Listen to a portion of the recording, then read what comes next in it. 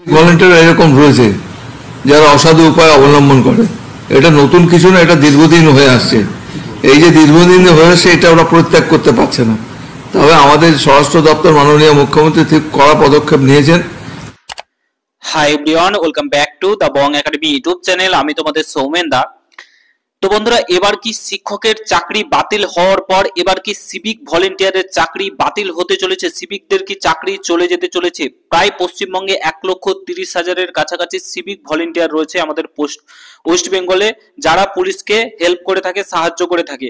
ঠিক আছে, বাট এখন শিক্ষকের প্যানেল বাতিল হওয়ার পর, 26,000 শিক্ষক শিক্ষিকার প্যানেল বাতিল হওয়ার পর একটা বড় সড়ো প্রশ্ন উঠছে সিভিক ভলেন্টিয়ারের নিয়োগ প্রক্রিয়া নিয়ে। তার উপর তদন্ত হওয়া উচিত এই বলে অনেকেই মনে করছেন, এবং অনেকেই কিন্তু এই নিয়ে প্রশ্ন করছেন যে সিভিক ভলেন্টিয়ারের এবার যে তদন্ত হওয়া উচিত, তাদের নিয়োগ প্রক্রিয়া কিভাবে হয়েছিল। কারণ প্রত্যেকে জানে সিভিক ভলেন্টিয়ারের নিয়োগ প্রক্রিয়া কিভাবে হয়েছিল। পার্টির হাত ধরে, টিএমসি নেতাদের হাত ধরে কিন্তু শিক্ষক তোমার কি বলে সিভিক ভলেন্টিয়ারের নিয়োগ হয়েছিল। ইন্টারভিউ যদিও হয়েছিল, তো তার সত্ত্বেও মানুষের মনে একটা বড় সড় প্রশ্ন জাগছে। কারণ সিভিক ভলেন্টিয়াররা বর্তমানে যে হারে দুর্নীতির সঙ্গে যুক্ত হয়ে গেছে, যেভাবে টাকা তোলা, কাটমানি তোলা, ঠিক আছে, মানুষের উপর অত্যাচার করা, বেশিরভাগ সিভিকরাই, কম বেশি সিভিকরাই এসব করে থাকে। কারণ নেতাদের কথা শুনে তাদেরকে কাজ করতে হয়, পুলিশের কথা শুনে তাদেরকে কাজ করতে হয় না, নেতাদের কথা শুনে কাজ করে তারা।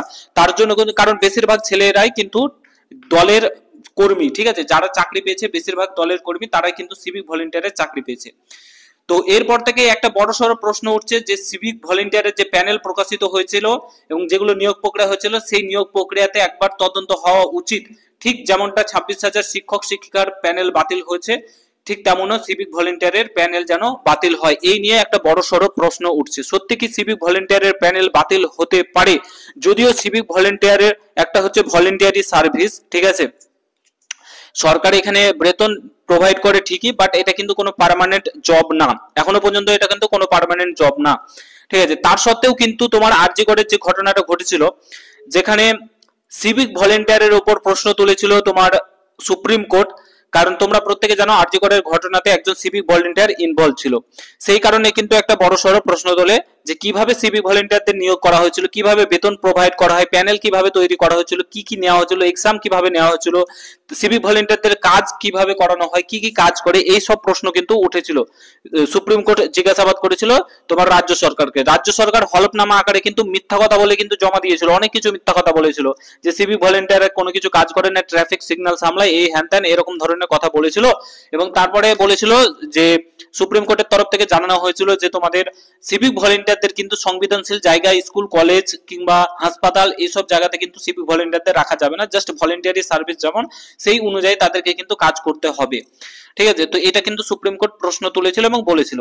তো এই যে 26,000 শিক্ষক বাতিল হওয়ার পর প্রচুর যেহেতু দুর্নীতিগ্রস্ত ভাবে সিভিক ভলেন্টিয়ারের চাকরি হয়েছে, তার জন্য অনেকেই প্রশ্ন করছে, অনেকেই বলছে যে তদন্ত হওয়া উচিত। তোমাদের মতামত অবশ্যই কমেন্ট বক্সে জানাও যে সিভিকের ভলেন্টিয়ারের যে চাকরিতে যে প্যানেল তৈরি হয়েছে, যে মেরিট লিস্ট তৈরি হয়েছে, তার তদন্ত হওয়া উচিত কি উচিত না, কারা যোগ্য কারা অযোগ্য, তারা চাকরিতে থাকা উচিত কি উচিত না, এই নিয়ে অবশ্যই একটা তদন্ত করা উচিত। কারণ বর্তমানে সিভিকরা নেতাদের কথা শুনে, বর্তমান নেতাদের কথা শুনে কিন্তু কাজ করছে। তোমাদের মতামত অবশ্যই ভিডিওর কমেন্ট বক্সে জানাবে।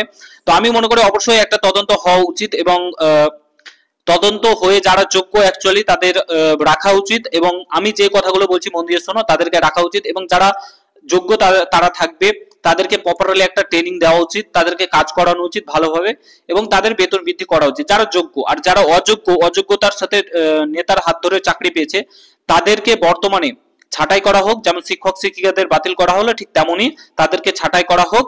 তাহলে কিন্তু যে আইন শৃঙ্খলা পশ্চিমবঙ্গের বর্তমানে, আজকে দেখলে মুর্শিদাবাদের ঘটনাটা কি ঘটলো আজকে, সেখানে এত সিভিক ভলেন্টিয়ার ইনভলভ রয়েছে, সেখানে আজকে বিএসএফ ফোর্সকে নামতে হলে পুলিশ সামলাতে পারলো না, কারণ রাজ্যে পুলিশই নেই, শুধু সিভিক ভলেন্টিয়ারই ভর্তি রয়েছে।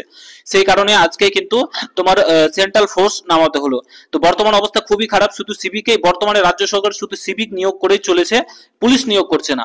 তো এখানে কিন্তু সিভিকদের নিয়োগ চলবে না, এখন পুলিশ নিয়োগ করতে হবে। এবং যারা অযোগ্য সিভিক তাদেরকে বাদ দিয়ে তার জায়গায় কিন্তু যোগ্য পুলিশকে নিয়োগ করতে হবে, নিয়োগ প্রক্রিয়া করতে হবে পুলিশের, নট সিভিক, ঠিক আছে, এটা বলে মনে করি। আর যেগুলো তোমার রয়েছে সিভিকদের যারা বর্তমানে চাকরি করছে সেই প্যানেলে অবশ্যই তদন্ত হওয়া উচিত এবং নামা উচিত, কারণ যারা যোগ্য তারা থাক, যারা অযোগ্য তারা যেন বাতিল যায়, এটাই আমরা চাই। তোমরা প্রত্যেকেই কমেন্ট বক্সে জানাও কি করা উচিত, কি করণীয়, অবশ্যই ভিডিওর কমেন্ট বক্সে তোমরা কিন্তু জানাতে ভুলো না। ঠিক আছে, তো ভিডিওটা আমি এখানে সমাপ্ত করছি। ভালো লাগলে শেয়ার করো, চ্যানেলে নতুন হলে অবশ্যই সাবস্ক্রাইব করে যাও। দেখা হচ্ছে নতুন ভিডিওর সঙ্গে। ভালো থেকো, সুস্থ থেকো, গুড বাই, জয় হিন্দ, বন্দে মাতরম।